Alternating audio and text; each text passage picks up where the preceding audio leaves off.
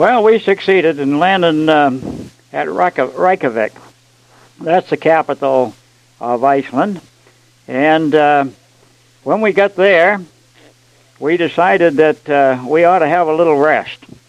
So we went into the Quonset house there and tried to have some sleep, and I never did sleep too much anyway. But the next day, which was the 6th, we'd missed a day there, kind of getting over to Iceland. We left for Prestwick, Scotland, and we didn't have any compass. It was 17 degrees out. And if you can imagine such a thing, flying with 17 degrees out, we went on down through to Scotland. We tuned in the Butt of Lewis, which was right on the tip end of Scotland, and we could get a Homer on that. And as we neared Butt of Lewis, of course, the British aircraft come out to identify us, and we had varied pistols in. And each 3 hours of the day, the signals used to change. And we'd have to fire these varied pistols out the window. It would be a red and a yellow light, or a blue and a green one, whatever it was, whatever the rocket was, to identify ourselves. And I remember very well of seeing those Hudson bombers coming out with the tail end of the gunners trained on us and so forth. And it was quite exciting. We got to Prestwick. By golly, the weather was bad, and they was having an awful storm. And Pete was trying to make an approach there, and there was two. I was listening to the ground control to tell us where he was. They had a radar set up of some sort then, and Pete was on an ADF station. And we got pretty well fouled up, but we got down there and landed at Prestwick anyway, and took off our load of material, whatever it was, I don't remember now, and we returned right straight back to Iceland. And that had taken us, let me see, it took us a round trip to Goose Bay to Iceland was about 11 hours. And it was 4 hours and 10 minutes I got here in my logbook from Presque Isle to Goose Bay. And that was racking up some time, I'm telling you. So we went from Iceland to Prestwick, Scotland, and returned. And that amounted to 12 hours, and we went down from there. We kept right on going into Greenland the next day, and that took us 6 hours and 30 minutes from Iceland to Greenland. And we went from Greenland to Iceland, back again, and then we went from Iceland to Labrador.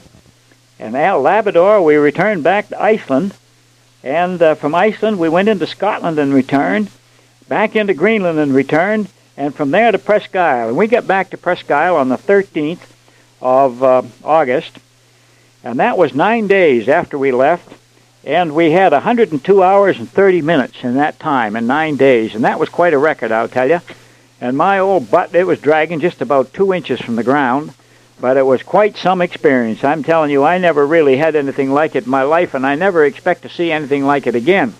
You take a young fellow that's never flown any further than Bangor to Moncton and start going out on those deals, it was really quite something. I might tell you that in the middle of this, Pete was letting me fly, and we were on our way to Iceland at this particular time, and the Icelandic continent has a low pressure area there pretty much the same time, and we had a radio operator with us, of course, no navigators at that time, and he got the radio report of 2930 inches of mercury, and we put 2930 on there, and we wanted to make contact. It was dark. It was at night, but we were coming up on Iceland in a short time. So I was flying, and Pete was on the right, and he said, well, why don't you take it down 500 feet? And he says, I'll look out the window and see when I can catch the first whitecaps of the waves and so forth. Well, he did. Well, I went down 500 feet, and I went down another 500 feet, and we were 1,500 feet on the altimeter, and he said, take her down another 500. Well, I looked out my window, and by George, the waves looked pretty close. I happened to have a brake right in there, and I never took it down. Pete says, take it down, take it down. Well, I says, Pete, I think we're almost there. Well, he got a brake pretty soon, and my car, he pretty near jumped out of his seat. Holy, Willie, take it up, take it up. We was 1,000 feet off, and that altimeter setting should have been around 2830. And had we not gone down to try to make contact and continued on, they have mountains there in Iceland, and they're pretty handy where we make the approach, and they're 4,000 feet high. we could have crashed into the side of that mountain without any problem. But the good Lord was with us again, and we come out of it okay. And Pete never forgot it as long as he lived. He used to say, "Oh, I'll tell you, you saved my life that day, or both of our lives that day, Irvin." He says, "I don't know whatever took place, but whatever took place was my friend up in heaven. Our Lord Jesus Christ, he was there. He was there in person, and he protected us. And I don't want to ever forget that, and a good many other conditions, too, at the same time." Well, Pete and I flew the balance of the month between Iceland and Labrador, and then we flew back to Iceland, and we went over to Scotland and returned. And we flew from Iceland to Greenland and returned. And when we got back there, we took her up on the 13th of August. We flew straight from Iceland to Presque Isle and nonstop from Greenland to Presque Isle. And we wound up with 9 days of flying, 102 hours and 30 minutes. And boy, I'm telling you, that's a record. I never flew anything like that again. Of course, we had the balance of the month off and so forth. But we would try to rest in the rec halls, and the fellows would be playing ping pong and alongside of us, and they'd lose the ball and fumble around in your bed while you were trying to sleep and so forth. Oh, it was quite an ordeal. This was for the Army Air Transport Command. And later on, we had uniforms with the ATC on it and so forth. Now, on the 1st of September, I was called to work. And I might say right now that meantime we had moved from Winthrop up to Holton with Donald's Express, and we got a place to live on Carr Avenue. It was in one of Mr. Carr's houses there, and it was a very nice house. We were quite pleased with it and so forth, and we kind of settled in there, and so the kids could start school and etc. I think Betty may have gone down to Fair Street, but I'm not quite certain of that. I think that could be. But anyway, on the 1st of September, we checked out Pete Carey as a co-pilot for Dana, and then on the 2nd, we took a trip ourselves from Greenland to Iceland, and then Iceland back to Presque Isle. And we got about 21 or 22 hours on that leg, and so forth. Well, on the 9th, the 8th, I guess it was, we took another trip out, and Henry Olden was the co-pilot, and we were to go to Scotland with a load of items and so forth. And each place, of course, they had to load off and load on. So we went through to Goose, and then from Goose to BW1, but they were closed in that particular day, and we couldn't get in there after we get pretty well over, so we went around Cape Farrell. I had about 1,000 feet ceiling, and that was quite a trip around there. The wind was blowing a gale on the ground, and I'm telling you that the icebergs that was floating down there, the waves were coming up over the top of them, and it was spectacular. Henry took some pictures of it and so forth.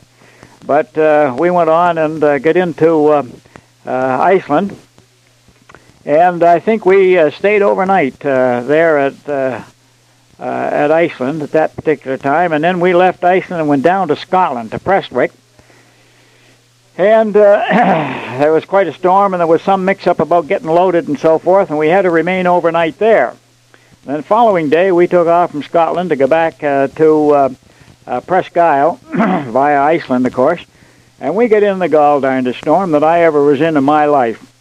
The wind was running around 75 miles an hour on the surface, and they were sending us weather reports from the Army telling us how severe conditions it was. It was really a hurricane as far as I know, and I was flying pretty low at about 500 feet so I could get some kind of drift.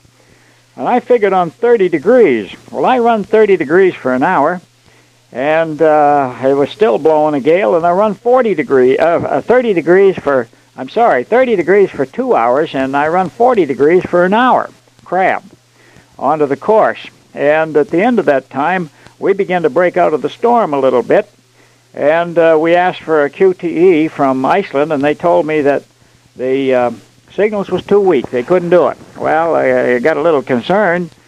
Didn't know really whether we was going to miss Iceland on one side or on the other. And we said our prayers, and things went along quite well. I said, well, I don't know hardly what to do, and if I don't know what to do, I'm not going to do anything. So I went back to the on-course position and flew that.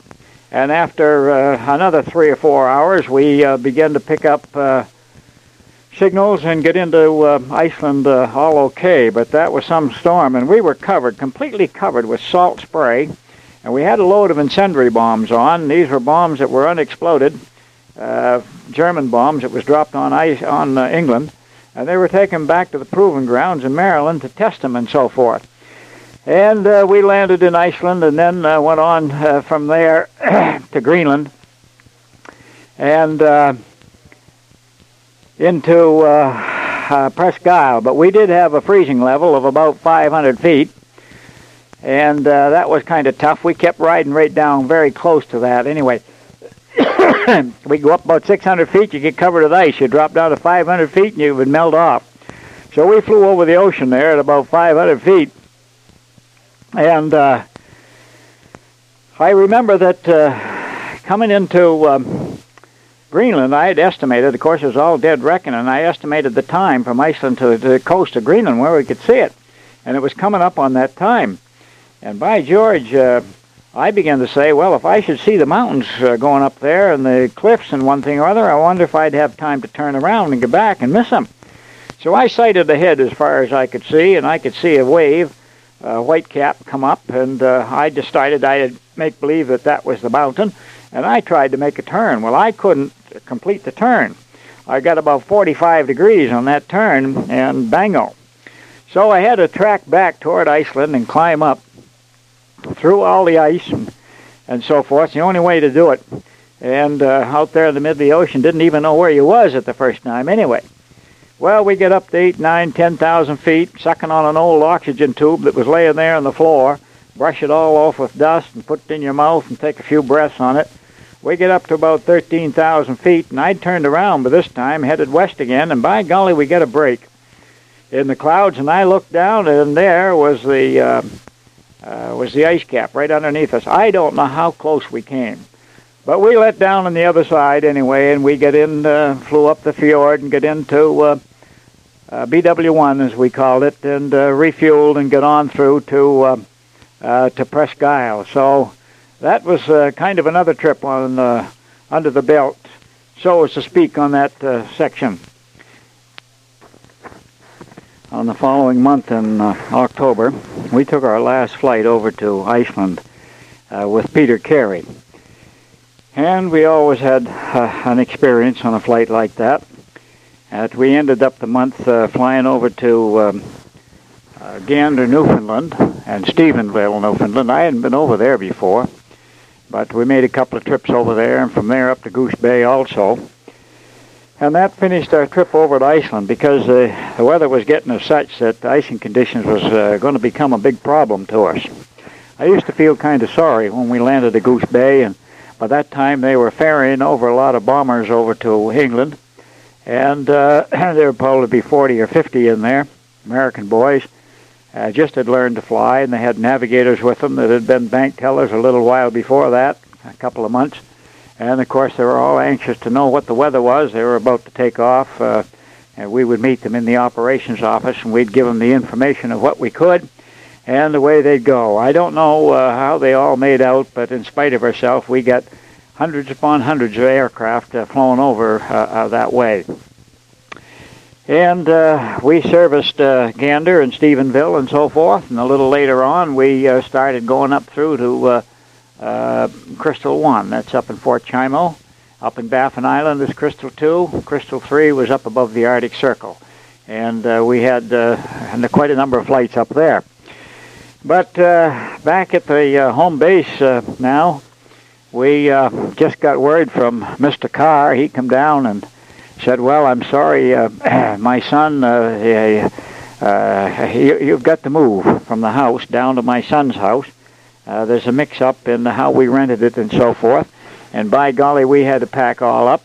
and moved down into Week Street, somewheres around in November, or latter part of October, I guess, is when that took place. So for the balance of that winter, we lived on Week Street, and Bob Carey, who was flying for the airline, later on moved up upstairs. And boy, I'm telling you, that was a cold winter, 25 and 30 below zero. Pipes would freeze up upstairs, and Frida would have to come down and stay at our house for a while. Johnny Fitz was helping Anna out by shoveling coal and coke into the furnace while I was gone. Of course, we'd be away on 50-hour shuttles, and we wouldn't be home, sometimes a week or 10 days. And helped out that way. Father used to walk across and hang out the clothes sometime for Anna there with the 3 kids and so forth, and she handled things in great style. So that kind of finished up that winter for us. And during February of 1943, American Airlines pilot Chuck O'Connor with a group of hospital casualties and so forth on a DC-4 aircraft was flying back to Presque Isle from Scotland and Iceland and so forth. And he got confused and lost and finally landed on the lake up in Labrador. Put that DC-4 in the lake, and the Army had gone up and located generally where he was in some position. They could hear his ADF or little station give out some calls there. That's the hand cranker. What do they call that? I forget. Now, you hand cranked it and it sent out CW signals and so forth. If you was close enough, you could pick them up and home in on them. Well, they decided to have Northeast Airlines go out on a big search. And there were 7 or 8 of we aircraft, and we all got together one morning, and Freddie Lord was there, and I think Phil Sewell was with Freddie Lord, and Bob Carey was flying with Fred, and a couple of the northern boys that were used to the Arctic and so forth, that was in the Army, was going with Lord too. The rest of us was just going up, and we were going to fly probably 2 or 3 miles apart until we get up to the location of where he was, and then we would swing and fly east and west and try to cover the area. Well, it was about 400 miles, I would say, north of Presque Isle, and there's just literally thousands of lakes and streams up there, and they're unmapped, of course. And to look at it, you would wonder how anybody could possibly ever be found. But by golly, Freddie Lord found that signal, heard it, and he was able to home in on it, and he found the aircraft on a lake. And he decided to land on the lake and give the fellows some encouragement and help them out and so forth, which he did with that DC-3 on the snow. And they were there for about 2 weeks, I guess, the whole group of them, and finally they got an aircraft in there. I think they put in a DC-3 on skis, and they got the boys out. They plowed a runway and so forth, and eventually they were all safe. But it was a tough ordeal, I'm telling you. And we went up on that search mission, and it took us 10 hours and 35 minutes on that day of flying, continuous flying, in DC-3, and I think Tiny Rollins was with me as a co-pilot. We got headed south after we knew Freddie had found them. He was about 100 miles north of us, I guess, or 75 miles, somewhere in that vicinity. I didn't bother flying up to go over the lake. I didn't think there was much need of that. Meanwhile, there was a pretty good strong south wind come up, and our ground speed dropped down considerably. But we get back to Presque Isle all okay, and that was another little venture. Through this first winter of operation up there for myself, we, of course, were flying the 3s and some of the 47s, and they were heated by a boiler. Had a hot water boiler in there. We used to have to put water in and so forth and keep the temperature just about right so that the radiator wouldn't freeze up. But usually it froze. About 80% of the time it was frozen. And it got gall darn cold outside and inside too. I remember seeing the temperature is 30 degrees outside, below zero, and it was almost that in a minus 20. I think it was inside with that steel aircraft, metal aircraft, had no upholstering or soundproofing at all on the inside, just the bare metal. And I know we would bundle up and sit there in your overshoes and big parkers and so forth and mittens on. I could pinch my knees and couldn't even feel them. and there was so much humidity on the inside with our breath and so forth that the inside of the windshield became completely fogged up with about a half to a quarter, 3/4 of an inch of frost. You'd have to scrape it off to look outside, even though it was a clear weather. But later on, we got the Janitrol heaters, which was a big improvement. That was a gasoline heater that run and from the fuel tank and so forth. And boy, it was great because then we had heat and we didn't freeze to death like we did in the beginning. Of course, a great deal of our flying was between Moncton and Goose Bay because McNamara Construction Company, which operated out of Moncton, New Brunswick, was in the process of building the airport at Goose Bay, and the construction company had a great number of workers going back and forth. So we had also supplies along with men and material going back through that section too, and used to stay at Moncton. We'd make a round trip up to Goose and back. They'd give us about 8 hours of flying, a little better, and then we'd stay overnight at Moncton. It depended on when you started. Sometimes in the afternoon you'd start and fly all night and have the next day off at Moncton. Then in May of '43, I started flying up to the Crystals, which is Fort Chimo, Crystal 1, Baffin Island is Crystal 2, and Crystal 3 was just north of the Arctic Circle. And we did shuttles from Goose Bay on up through there, and I remember one particular flight.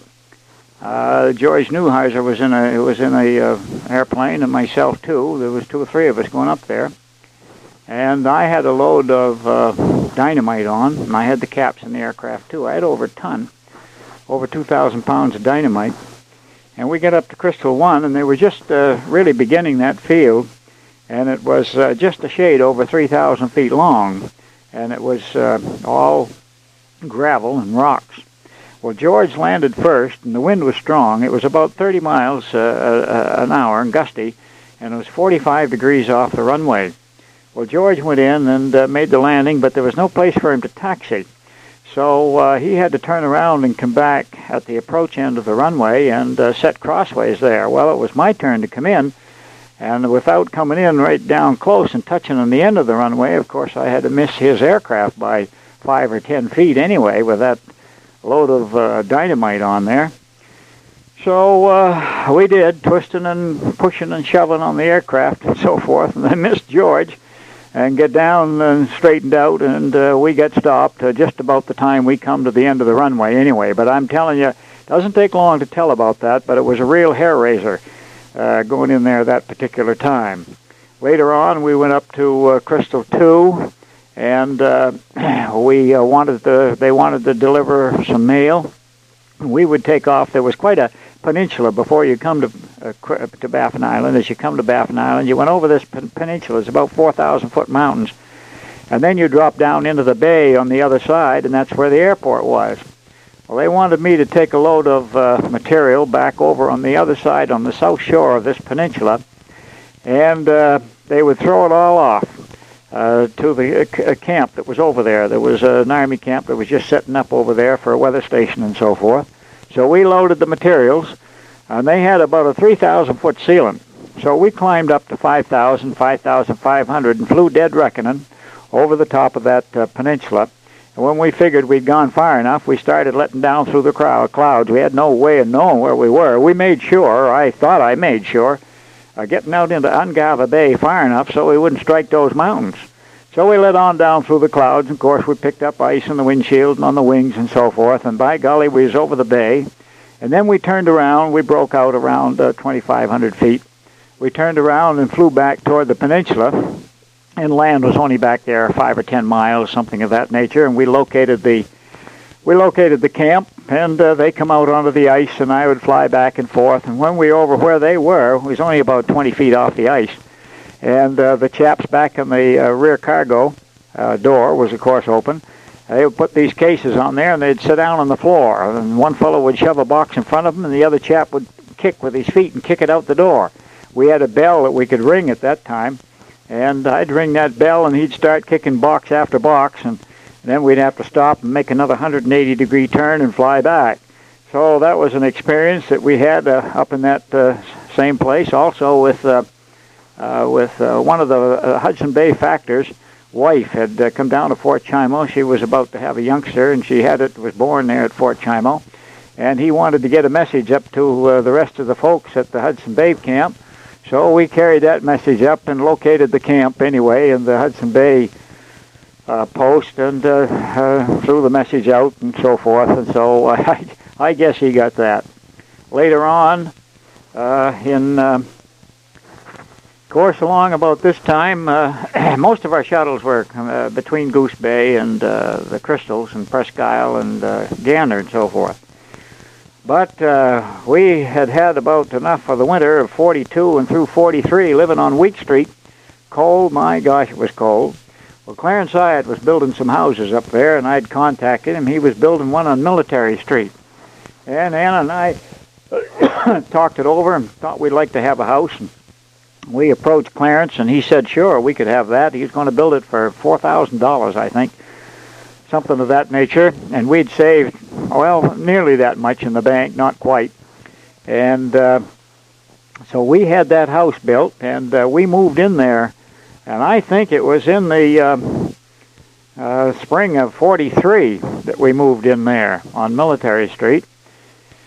And fixed the place up and so forth, and we had quite a time. Anyway, the cellar wasn't finished quite right, and we had a boiler in the basement there, and the snow would melt off the roof and back up and run down the wall and all that sort of thing. But anyway, we had another move from Week Street to there, so we'd moved from Winchester, and now we've moved 1, 2, 3 times from the time we left Winthrop, rather not Winchester, into Military Street. So that's where we were living during the 43 period of flying, and of course we had C rations, A, B, C, and D, I think it was, for gasoline consumption in the car, and I was able to commute between Holton and Presque Isle by car, and they gave me enough gasoline in the car to do that. Which worked out very well because we had a little bit left over occasionally. Sometimes I had to take the train, and in the winter sometimes I couldn't get the car started and the roads was blocked, and we'd have to take the train back during that period. In the latter part of 1943, the company began to get C-46s. That was a Curtiss Commando, and just fresh off from the line, from the factory. Big aircraft, 2-engine job. But we always had hydraulic failures with the darn thing, and they had hydraulic boosters on the controls. And when we had a failure, you could hardly move the ailerons. You put about as much strength on that wheel as you'd want to, and just barely would those wings come up and come down. And it was always an experience flying one of those things, I'm telling you. Pete Dana and I used to fly them around a little bit on test hops and so forth, and out of Presque Isle. In the beginning of 1944, in January, as a matter of fact, we had a 40-hour shuttle from Goose Bay up through the Crystals and up into Crystal 3. Now, the only way we could land in Crystal 3 was on the ice. That was just above the Arctic Circle. And we took a flight up there. George Hamilton was with me. And we flew through a pass. The clouds were down through this pass in the mountains a little bit. Our map showed that they was about 3,000 feet high. And I thought, well, if we should get into some snow showers, I could climb up to 4,000 or 5,000 feet, and I would be fine and dandy, all safe. Well, that went along until we got over to Crystal 3, and there was 2 other aircraft with us. Lloyd Fisk was one of them, and I forget who the other one was, but they had the runway marked out with barrels. And, of course, as you flew over these barrels, you could look down, and the barrels were black on the top. But as you got lined up with the runway coming in, of course, the snow had blown up against the barrels and made them all white, so they just sort of disappeared right into the snow. Well, the other 2 fellows had some difficulty at landing, and I was the third one. I was sitting up watching all this go on, and I decided myself that I wasn't going to get into that sort of an affair. So I made a real good downwind approach and a standard base leg and so forth, and turned around, lowered the gear, and just about the time I lowered that gear and got straightened up, we struck the ground, called whammo. Yet the altimeter showed that we was at an elevation of about 200 feet. So I poured the coal to her, didn't even know what happened, and pulled up a little and did a 2-needle-width bank, and figured that, my gosh, the altimeter must be a way off. So we took another circle around, climbed up a little higher, and come back in, and we landed successfully in the snow and on the ice. I think there was something like 40 inches of ice in the salt water at that time.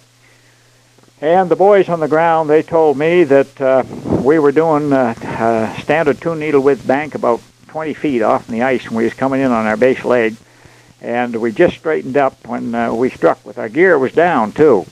And that was very close. We come near catching our wing on the ice and going end over end. And the reason, of course, for it was the barometer was a way off. We didn't have the proper altimeter setting. Figured that it was sea level, you know.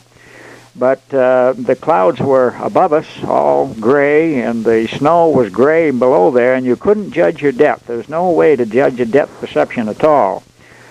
But anyway, we landed there and completed our mission, and decided to go on back to Crystal 2, but Crystal 2, meantime, had snowed in. We got information that they was down to a mile in snow and 800 foot in a mile, I think it was, something of that nature.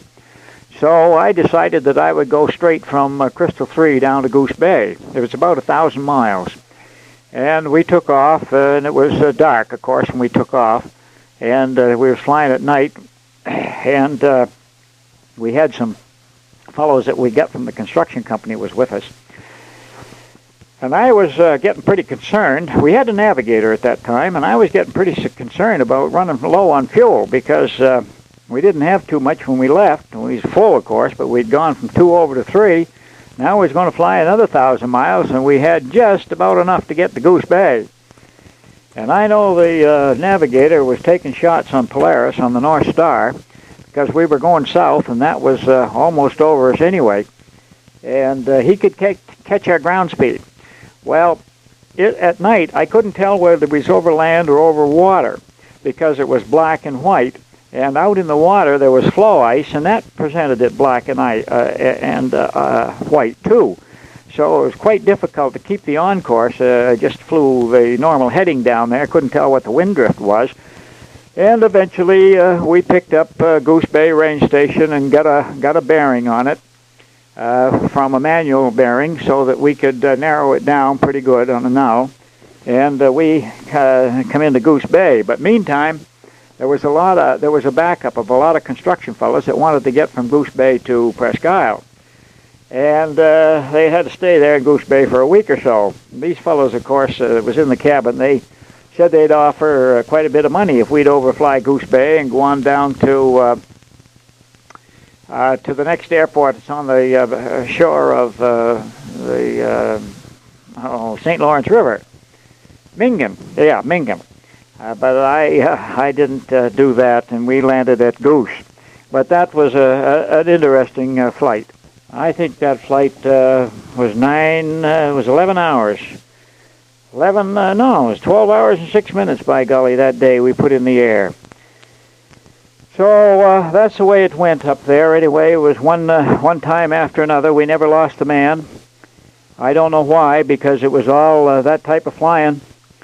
And really, really dangerous in some respects. And the next time we went up to Goose Bay, it was in May. I have a little note here in the logbook. This particular time, this last time, the sunrise up to Crystal 3 was 5 minutes after 11 in the morning, and it set at 15 minutes after 1. So they had about 2 hours and 10 minutes of daylight, you see. And that's the reason for the darkness. But the next time we went up to Crystal 3, I had quite a time up there. We went up to bring some boys back that was had bothered some of the Eskimo girls and so forth, and we landed without incident, and it was necessary to remain there overnight. Well, by golly, the Eskimos come over, and they had a village right alongside of there. Oh, it's quite a ways. It was probably 1.5 miles, 2 miles from the barracks and so forth. And they got together and come on over, and in the recreation hall, they put on a dance that night.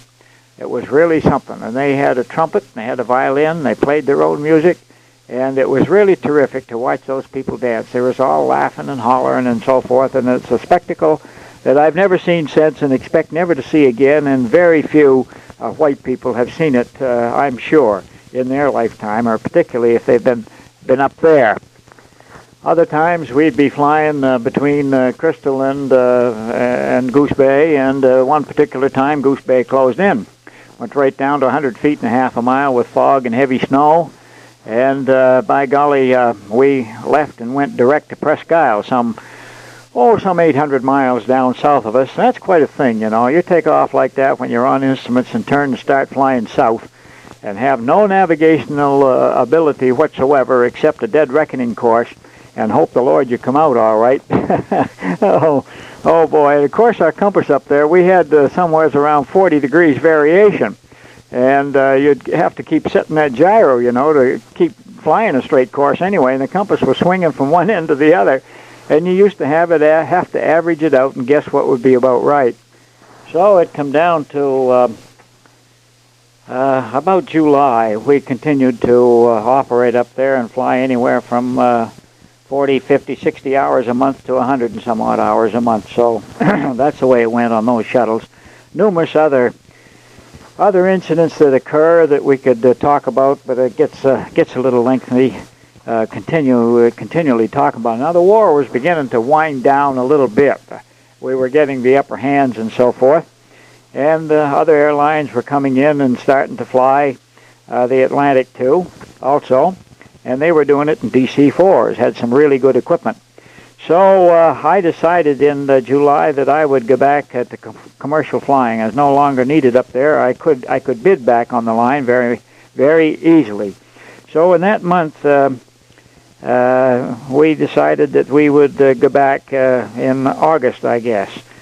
So all we can say about that type of flying, that we had a good many close ones take place, and I thank the good Lord that I'm still alive, because I'm telling you, there were so many times when we had ice banging off the airplane while we were flying. You didn't know how much you was going to get or how much you could carry, how heavy it was going to be. The props would be out of synchronization and chattering, and this airplane would be shaking and so forth. But by golly, we kept going and started getting through. So in August of 1944, I returned from the Atlantic Division and started flying online with the airline out of Boston.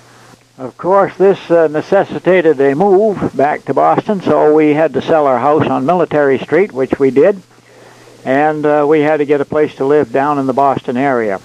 And we did quite a bit of looking, Anna and I. We went down on several different occasions, and out to Newton, and over to Winthrop, out to Winchester, and Lexington, and quite a number of places around there.